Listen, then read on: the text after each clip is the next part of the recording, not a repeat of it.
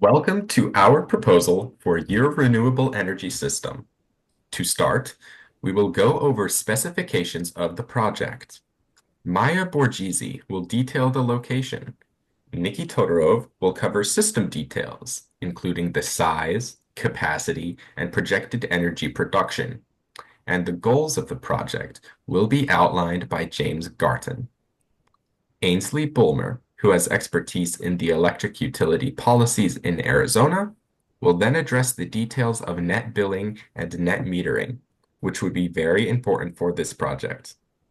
With her knowledge in federal law, Maya will discuss a beneficial subsidy exclusion financial incentive. Then, Nikki and James will both use their tax credit expertise to cover two great financial incentives. Ainsley will then conclude with an explanation of how these policies and incentives can be used to benefit you and the renewable energy system, and what improvements could be made for the future.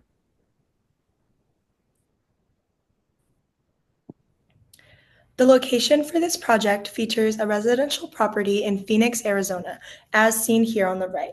This location is optimal because of the allowance for solar panels by the Neighborhood Homeowners Association, as seen by the other several homes with panels nearby. Phoenix is an ideal location as well due to its abundant sunlight. It averages about 7.13 peak sun hours in the summer and 5.78 in the winter. This is higher than the US average, which is between 3 and 5 hours of sunlight per day. With the combination of the sunlight hours and the favorable regulation of solar panels, Phoenix is an excellent location for the proper system specifications for our project. This residential scale solar system will be configured in a typical way. It will comprise of 60 cell solar panels, as opposed to 70 cell panels that are used in utility scale projects or newer technologies such as solar shingles. The panels will be fixed in place along the slope of the roof, as opposed to having them track the sun, which is extremely uncommon in residential systems. The roof with the array is facing directly south, which means that it will catch as much sunlight as possible. Looking at satellite images, there also seems to be minimal sources of shading on the array. It is possible that the neighboring home to the south will cast a shadow during certain hours of winter months. The area of the array will be roughly 68 square meters. This allows for about 40 modules to be installed, giving it a system capacity of 10.3 kilowatts of direct current. Given all of these parameters, we estimated the energy production in 1 year to be 18,105 kilowatt hours. This calculation was performed using the National Renewable Energy Laboratory's website, PV Watts. System goals. The purpose of our system is for the homeowner to use their PV system to generate and store energy to use for their home. With an estimated production of 18,105 kilowatt hour per year, this puts us at a projected surplus of energy, which will be sent back to the grid in order to receive funds back via net billing. Then, after purchase and installation of our system, we plan to use both state and federal tax incentives to generate tax credits, all of which will help decrease cost in our system.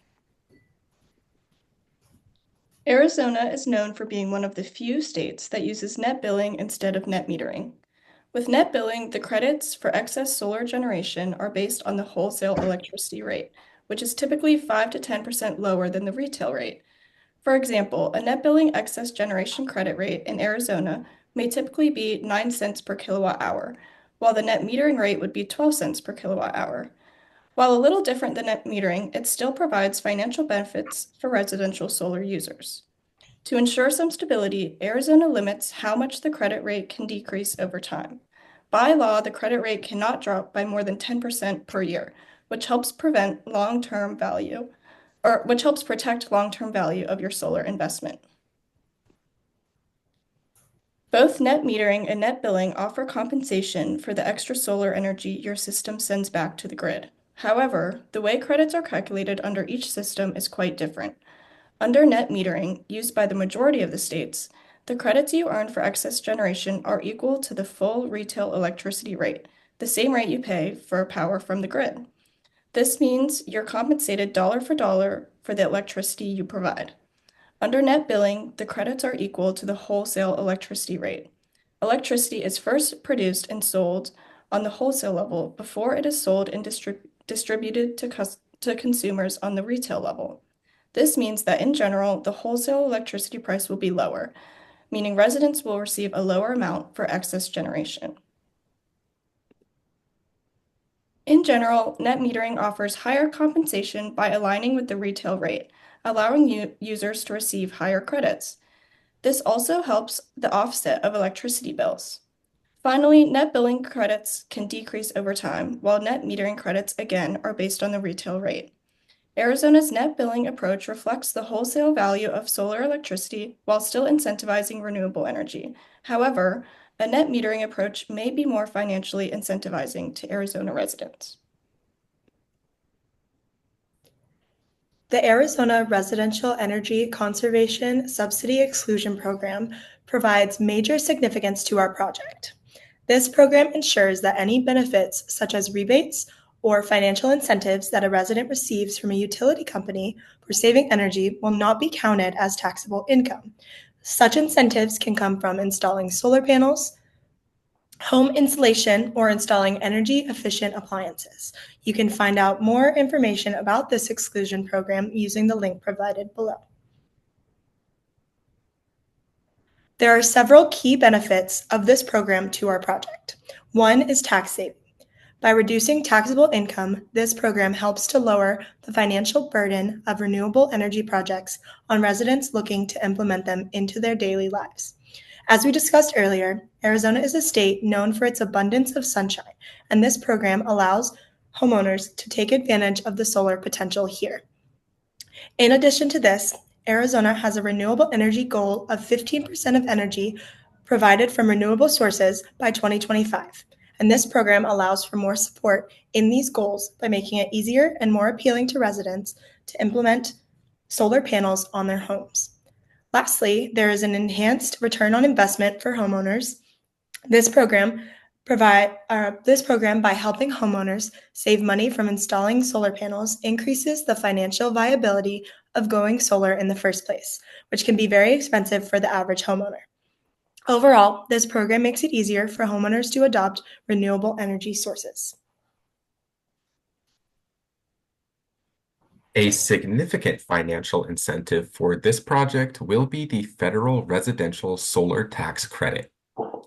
Due to the system being installed within the 2022 to 2032 timeframe, an amount of money worth 30% of the expenses for the system will be reduced from your federal income taxes. This is not a tax deduction where the amount of income that is taxable is reduced. Rather, it is a dollar-for-dollar reduction in the amount that you owe. For this reason, tax credits provide more value than tax deductions.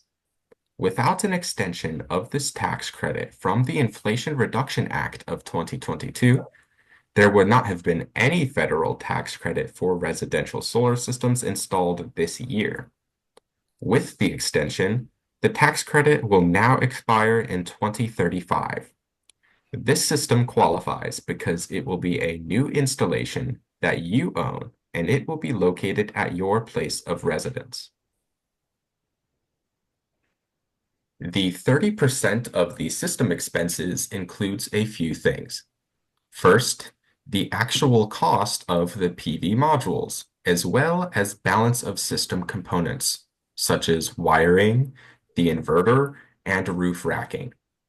Second, there is the labor costs associated with the installation of the system. This includes permitting and inspection fees. Third, energy storage devices that are rated to be 3 kilowatt hours of energy capacity or higher. If the batteries are installed in a different tax year than when the system was installed, they will still be eligible for the tax credit. Finally, the sales taxes on all of the above expenses will be included. If you receive a rebate from the electric utility, the amount of the rebate will be subtracted from the system cost before calculating the 30% tax credit. However, if you receive a rebate from the Arizona state government, the amount of the rebate does not need to be subtracted from the system cost. If you receive a payment for selling any renewable energy certificates, that payment will be considered taxable income. There is no limit to the amount that you can receive from the 30% tax credit, but this 30% cannot be increased in your case. There are bonuses that businesses can claim in certain situations, such as if they are in a low-income community, but these do not apply to residential solar owners. If in a given year, the amount of the tax credit exceeds your tax liability, you will not be given a refund. Instead, you will be able to carry over the unused tax credits for the next year. In order to claim this credit, you must complete IRS Form 5695 and attach it to your federal tax return. Using the link found below, you can see more specific instructions on this process.